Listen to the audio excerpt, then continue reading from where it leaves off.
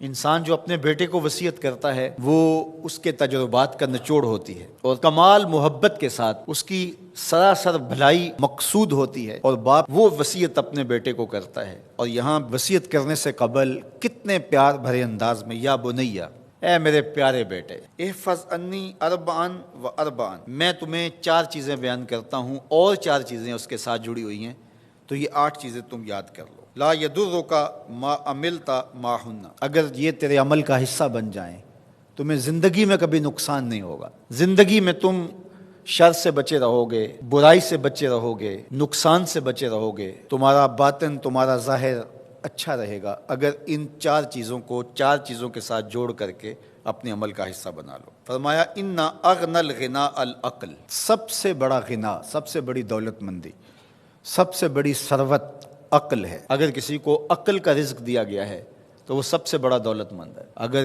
اس کے پاس مال و متاع بہت سارے ہیں لیکن بے وقوف ہے تو وہ دولت مندی نہیں ہے۔ وَأَكْبَرُ الْفَقْرِ الْحُمْقُ، اور سب سے بڑا فقر اور سب سے بڑی محتاجی جہالت ہے۔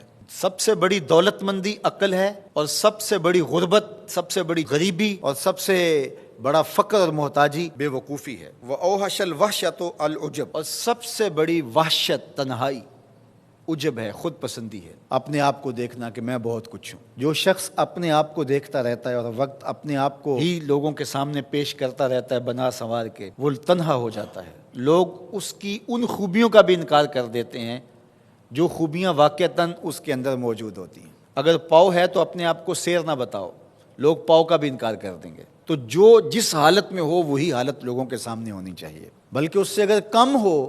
شیخ سعدی نے ایک بڑی خوبصورت بات لکھی کہ تم برے ہو لوگ تجھے نیک سمجھیں یہ بری بات ہے، لیکن تم نیک ہو اور لوگ تجھے برا سمجھیں تو کوئی فرق نہیں پڑتا، تم اللہ کی نظر میں نیک ہو۔ اس لیے تم اگر سیر ہو اور لوگ تمہیں پاؤ سمجھے تو کوئی فرق نہیں پڑتا، لیکن اگر تم اپنے آپ کو پیش کر رہے ہو تو لوگ تمہاری اس حیثیت کا بھی انکار کر دیں گے جو تمہیں حاصل ہے۔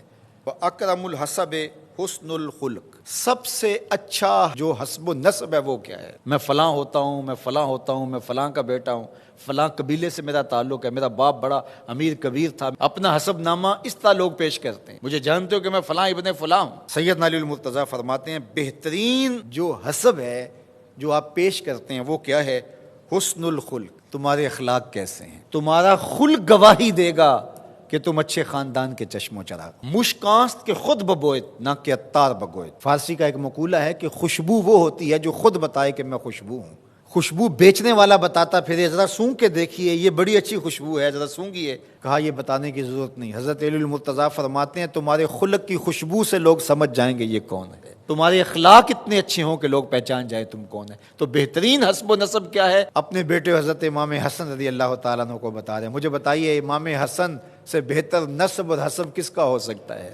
رسول اللہ کی بیٹی کے بیٹے، امام الاولیاء کے فرزند ہیں، رسول اللہ کے نواسے ہیں، بنو ہاشم کے چشم و چراغ ہیں۔ تو انہیں یہ نہیں کہا کہ تم یہ بتاتے پھرنا، بلکہ کہا کہ تمہارا خلق گواہی دے کہ میں محمد کا نواسا ہوں، تمہارے اخلاق گواہی دیں کہ میں نے فاطمہ کا دودھ پیا ہے، تمہارا کردار گواہی دے، تمہاری شجاعت گواہی دے کہ تم علی کے فرزند ارجمند ہو۔ اللہ اکبر۔ پھر حضرت علی المرتضیٰ رضی اللہ تعالیٰ عنہ ان چیزوں کو بیان کرنے کے بعد فرماتے ہیں یا بنیا، اے میرے بیٹے، ایاک والمصادقہ الاحمق، بے وقوف شخص کی دوستی سے ہمیشہ بچنا۔ فإنہ یرید ان ینفعک فیضرک، وہ دل سے چاہے کہ تمہیں نفع پہنچائے لیکن اپنی جہالت کی وجہ سے، اپنی بے وقوفی کی وجہ سے تمہیں نفع نہیں پہنچا سکے گا، تمہیں نقصان پہنچا دے گا۔ کہا جاتا ہے کہ بے وقوف دوست سے دانا دشمن اچھا ہے، تو وہ اسی قول کا مفہوم ہے۔ آپ نے اپنے بیٹے حسن کو یہ نصیحت کی، یہ نصیحت پلے باندھنے، اور کبھی بھی جاہل اور بے وقوف سے دوستی نہ رکھیں، اس سے رویہ اچھا رکھیں، سلوک اچھا کریں، اس کے لیے خیر کا ذریعہ بنیں آپ۔ یہ مطلب نہیں کہ بے وقوف کو آپ سلام بھی نہ کریں، لیکن دوستی اعتماد آپ اس پہ نہیں کر سکتے۔ وَإِيَّاكَ وَمُصَادِقَةَ الْبَخِيلِ، اور بخیل سے کبھی بھی دوستی نہ لگانا۔ فَإِنَّهُ يَبْعُدُ عَنْكَ أَحْوَجَ مَا تَكُونُ إِلَيْهِ، اس لیے کہ جب تجھے انتہائی ضرورت کا وقت آئے گا تو وہ تجھ سے دور ہٹ جائے گا، اور تو اس پہ توقع لگائے ہوئے ہوگا کہ میرا دوست ہے اور اوکھے ویلے میرے کام آئے گا، لیکن اوکھے ویلے وہ کام نہیں آئے گا۔ تو بخیل سے دوستی کا رب نہیں رکھنا۔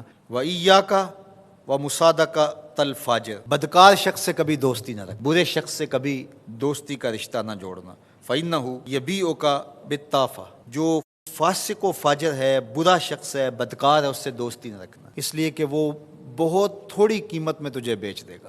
اور آخری بات، وَإِيَّاكَ وَمُصَادَقَةَ الْكَذَّابِ، جھوٹے آدمیوں سے کبھی دوست نہیں رکھنا۔ فَإِنَّهُ كَالسَّرَابِ يُقَرِّبُ عَلَيْكَ الْبَعِيدَ وَيُبْعِدُ عَلَيْكَ الْقَرِيبَ، وہ بعید کو تجھے قریب دکھائے گا، قریب کو تجھے بعید دکھائے گا۔ جو چیز قریب ہوتی ہے، جو سراب ہوتا ہے تو دور سے پانی دکھائی دیتا ہے، لیکن جب قریب جا کے دیکھتے ہیں تو سراب ہوتا ہے، پانی نہیں ہوتا۔